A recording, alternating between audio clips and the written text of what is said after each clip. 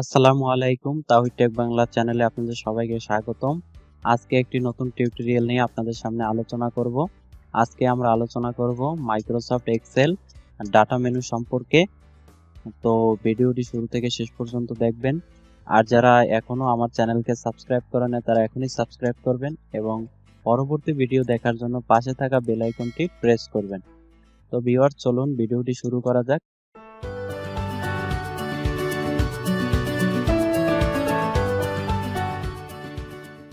তো সর্বপ্রথমে আমরা মাইক্রোসফট এক্সেল সফটওয়্যারটি আমরা ওপেন করে নিয়েছি।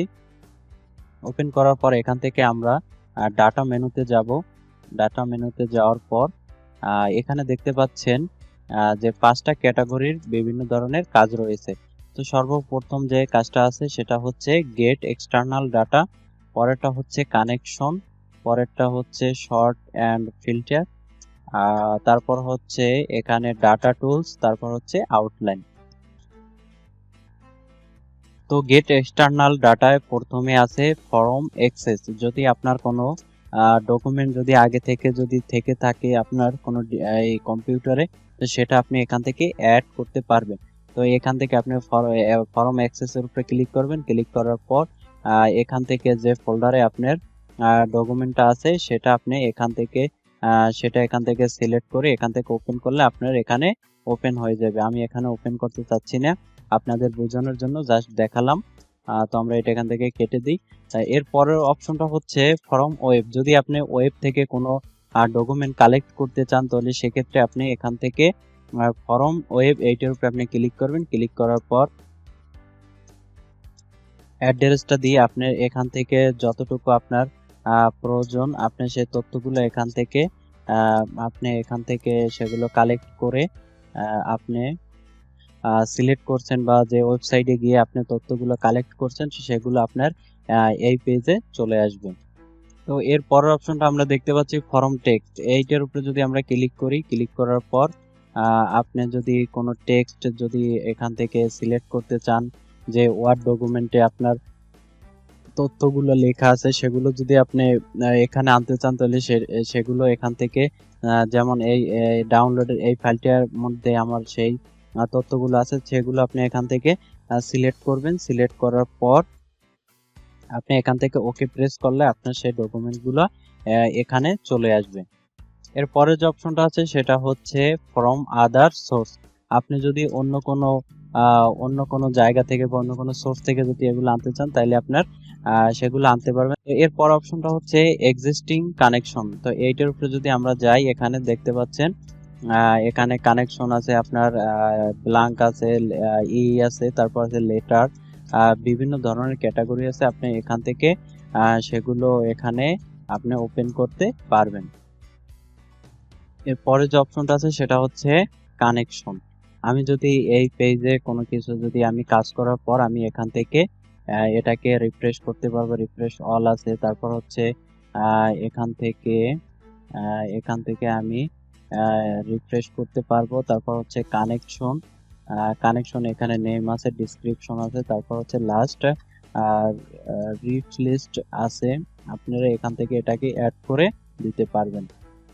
এখন দেখেন, আমি যদি শুধু নামের ক্ষেত্রটা এইটাকে যদি আমরা এখন চেঞ্জ মানে সিরিয়াল বাই নাম এ থেকে জেড পর্যন্ত যদি এইভাবে সাজাতে চাই, এখান থেকে এইটাকে আমরা সিলেক্ট করব। সিলেক্ট করার পর আমরা এখান থেকে আমরা এইটার উপরে ক্লিক করব। ক্লিক করার পর continue with the current selection এইটার উপরে আমরা সিলেক্ট করব, এখান থেকে শর্ট দেব। তো দেখতে পাচ্ছেন এইটা চলে গেছে, নামটা সিরিয়াল বাই এখানে এ থেকে আপনার টি পর্যন্ত এভাবে সারিবদ্ধ হয়ে গেছে। এবার যদি চাচ্ছেন যে আপনি এই নামটা আপনি যদি জেড থেকে সিরিয়াল বাই সিরিয়াল এ পর্যন্ত আপনি নিতে চান, সেক্ষেত্রে আপনি এটাকে মার্কিং করবেন। মার্কিং করার পর এখান থেকে জেড টু এ এইটার উপর আপনি ক্লিক করবেন। ক্লিক করার পর continue with the current selection এইটার উপরে আপনি ক্লিক করবেন। ক্লিক করার পর শর্টের উপরে আপনি প্রেস করবেন। তো দেখতে পাচ্ছেন আবার এই টি থেকে আপনার এখন যেহেতু আছে টি থেকে এ পর্যন্ত, মানে জেড থেকে এ পর্যন্ত সিরিয়াল বাই সিরিয়াল এগুলো চলে আসছে। তো আমরা এটাকে এ টু জেড করব। এই সম্পূর্ণটাকে আমরা সিলেক্ট করে তারপর যদি আমরা ফিল্টারের উপরে ক্লিক করি, তা দেখতে পাচ্ছেন এখানে ফিল্টারগুলো চলে আসছে। তো আমি এই জায়গা যদি আমি ক্লিক করি, তাহলে দেখতে পাচ্ছেন এখানে এখানে আমি যদি 2 নাম্বার, এটা যদি আমি 3 নাম্বারটা যদি অফ করে দিতে চাই, তাহলে 3 নাম্বারটার উপরে আমি ক্লিক করব, এখান থেকে ওকে প্রেস করব, 3 নাম্বারটা চলে গেছে। তো এরপর যদি আমি চাচ্ছি যে 8 নাম্বারটা এখান থেকে চলে যাবে, 8 নাম্বারটা আমি ক্লিক করলাম, এখান থেকে ওকে প্রেস করলাম, তো 8 নাম্বারটা চলে গেছে। যদি এইগুলো পূর্বের নাই আবার যদি ফিরিয়ে আনতে চান, তাহলে সেক্ষেত্রে আপনি এখান থেকে এটার উপরে ক্লিক করবেন, এখান থেকে টিকগুলো দিয়ে দেবেন, দোনোটায় দিয়ে দেওয়ার পর এখান থেকে ওকে প্রেস করবেন। তো ঠিক ওই একই ভাবে আপনি যদি চাচ্ছেন যে এখানে যে নাইম আছে, রফিক আছে, দুইটা নাম আপনি চাচ্ছেন না, তো সেক্ষেত্রে আপনি এটার উপরে ক্লিক করবেন, তারপর হচ্ছে নাইম রফিক এই দুইটা আপনি উঠিয়ে দিলেন, এখান থেকে ওকে প্রেস করবেন, দেখলেন দোনোটা চলে গেছে। আবার যদি পূর্বের অবস্থায় যদি আপনি ফিরিয়ে আনতে চান, তো সেক্ষেত্রে আপনি এটার উপরে ক্লিক করবেন, এখান থেকে টিক দুইটা দিয়ে দেবেন, তারপর এখান থেকে ওকে প্রেস করবেন। অর্থাৎ আপনি যে আপনি রো গুলো চাচ্ছেন সেগুলো এখানে রাখতে পারবেন। আবার যদি চাচ্ছেন যে না আমি এগুলো রাখবো না, তো সেক্ষেত্রে আপনি এগুলো এখান থেকে ডিলিট করতে বা এখান থেকে আপনি হাইড করে রাখতে পারবেন। বড় অপশনটা আছে সেটা হচ্ছে ডাটা টুলস, এখান থেকে আপনি যে কোনো টেক্সট গুলো আছে সেগুলো আপনি এখান থেকে কলামে রূপান্তরিত করতে পারবেন। তো এর পরের অপশনটা হচ্ছে সেটা হচ্ছে রিমুভ ডুপ্লিকেট। যদি একের ভিতর যদি ডুপ্লিকেট কোনো কিছু যদি থাকে, তো সেটা এখান থেকে ডুপ্লিকেট আপনার সেটা ডিলিট হয়ে যাবে। তো এখান থেকে আমরা 1 লিখলাম, তারপর আমরা 2 লিখলাম, তারপর 3, আমরা সিরিয়াল বাই সিরিয়াল এই নামটা এই সংখ্যাগুলো আমরা এখান থেকে লিখছি, যেটা আপনাদের বোঝানোর জন্য। তো আমরা এখান থেকে এগুলো লিখলাম, লেখার পরে এখানে আমরা আবার 1 দিলাম, 1 দেওয়ার পর আবার দিলাম, এন্টার দিলাম, এন্টার দেওয়ার পর আবার আমরা 4 দিলাম, এন্টার দিলাম।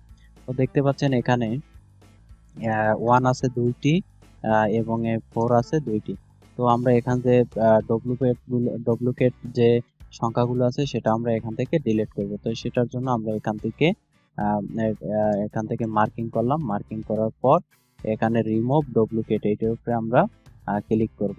ক্লিক করার পর এখান থেকে আমরা এটাকে ওকে প্রেস করব। তো দেখতে পাচ্ছেন এখান থেকে আমাদের এখানে আসছে two duplicate value found and remove 6 unique values remain. তো এখান দেখতে পাচ্ছেন আমাদের যে ডুপ্লিকেট যেগুলো ছিল সেগুলো এখান থেকে চলে গেছে। 1 ছিল 2টা, 1 একটা চলে গেছে, 4 ছিল 2টা, এখান থেকে একটা চলে গেছে। তো এইভাবে আমরা ডুপ্লিকেট যে আপনার যে জিনিসগুলো আছে সেগুলো আপনি এখান থেকে এগুলোকে রিমুভ করতে পারবেন। তো এরপরে যে আছে সেটা হচ্ছে ডাটা ভ্যালিডেশন। এটা হচ্ছে আপনার কোনো শীটের নির্দিষ্ট পরিমাণ সংখ্যা ব্যবহার করার সেটিং। তো এইটা আপনি কিভাবে করবেন, ডাটা ভ্যালুয়েশনে আমরা যাওয়ার পর এখানে দেখতে পাচ্ছেন ইনপুট মেসেজ আছে, তারপর হিরো অ্যালার্ট আছে, তারপর হচ্ছে সেটিং। এখান থেকে এনি ভ্যালু এখান থেকে আপনি সিলেক্ট করতে পারবেন, হোল নাম্বার সিলেক্ট করতে পারবেন, ডেসিমাল সিলেক্ট করতে পারবেন, লিস্ট, তারপর হচ্ছে ডেট, এগুলো সিলেক্ট করে তারপর আপনি নির্দিষ্ট পরিমাণ সংখ্যা ব্যবহার করতে এখান থেকে পারবেন। তো যেটা আপনার প্রয়োজন সেটা এখান থেকে সিলেক্ট করে এখান থেকে ওকে প্রেস করবেন, করার পর আপনার সেটা হয়ে যাবে। এর পরের অপশনটা হচ্ছে কনসোলিডেট। এর মাধ্যমে 2টি বা একাধিক পরীক্ষার মার্কশিট এক শীটে আনা। যেমন আমরা এখান থেকে আপনাদের বোঝানোর জন্য এই শীটটাকে এটাকে এখান থেকে আমরা কপি করব, কপি করার পর আমরা এখানে এটাকে পেস্ট করব। তো এরপর আমরা আরো একটা শীট আমরা এখানে পেস্ট করব। ফাইনাল রেজাল্টটা আমরা এখানে লিখে দেব। ফাইনাল রেজাল্টটা করার জন্য আমরা কনসোলিডেট এই অপশনের উপর আমরা যাওয়ার পরে অ্যাড করব যতটুকু প্রয়োজন ততটুকু, আমরা এটাকে ধরে এতটুকু রাখলাম, রাখার পরে এখান থেকে আমরা এটাকে অ্যাড করে নেব। অ্যাড করে নেওয়ার পর এরপর আমাদের যে পরের যে দ্বিতীয় পরীক্ষার যে আমাদের যে নাম্বারটা আছে সেটা আমরা এখান থেকে সিলেক্ট করব। সিলেক্ট করার পর এখান থেকে আমরা এটাকেও অ্যাড করে নেব। তারপর হচ্ছে আহ, তৃতীয় যে পরীক্ষাটা আছে সেটা আমরা এখান থেকে সিলেক্ট করব, এখান থেকে অ্যাড করব। অ্যাড করার পর আমরা এখান থেকে ওকে প্রেস করব। তো দেখতে পাচ্ছেন এখানে আমাদের নাম্বারটি চলে আসছে, আমাদের মোট যে হিসাব সেটা এখানে চলে আসছে। আমরা এটাকে যথাস্থানে এটাকে নিয়ে যাই। তো দেখতে পাচ্ছেন আমাদের ফাইনাল যে রেজাল্টটা সেটা টোটাল মার্কটা এখানে চলে আসছে। তো এইভাবে আপনারা তিনটে পরীক্ষার আপনারা রেজাল্ট শিট একটাই আপনারা এভাবে করতে পারবেন। তারপর হচ্ছে গ্রুপ। গ্রুপ যে এই যে তিনটা যে আপনার যে এখানে চারটা, আমি এইটা কি দেখাই যে আপনার এখানে তিনটে পরীক্ষার শীট দেওয়া আছে। এখন আপনি চাচ্ছেন যে তিনটাকে আপনি এখান থেকে গ্রুপ করবেন। তো সেক্ষেত্রে আপনি গ্রুপ করার জন্য এই টোটালটাকে আপনি এখান থেকে মার্ক করবেন। মার্ক করার পর এখান থেকে আপনি গ্রুপে যাবেন, গ্রুপ যেয়ে তারপর এখান থেকে গ্রুপ করে দেবেন। তো গ্রুপ করে দেওয়ার পর আপনি এই যে দেখতে পাচ্ছেন আপনার এটা গ্রুপ হয়ে গেছে। আপনি এখন চাইলে এটাকে আহ, আহ, যে কোনো জায়গায় মুভ করতে পারবেন, কেন যে আপনার এটা এখান থেকে গ্রুপ হয়ে গেছে।